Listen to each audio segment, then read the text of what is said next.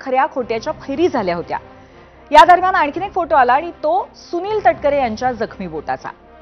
आरोप करणाऱ्यांना हा फोटो दाखवून ध्वनीत हेच करायचं होतं की अशोक खरातच्या तंत्रमंत्रासाठी सुनील तटकरेंनी सुद्धा आपलं बोट कापून घेतलं। त्यावरून आज तटकरेंनी थेट पत्रकार परिषदच घेतली आणि त्यांनी स्पष्टीकरण दिलंय।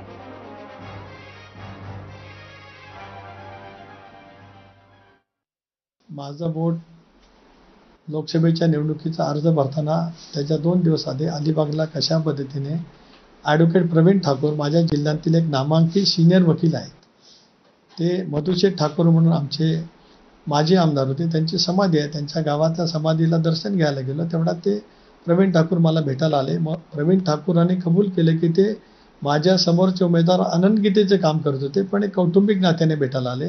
त्यांना भेटून मी निघाले असताना त्यांनी दरवाजा लावला।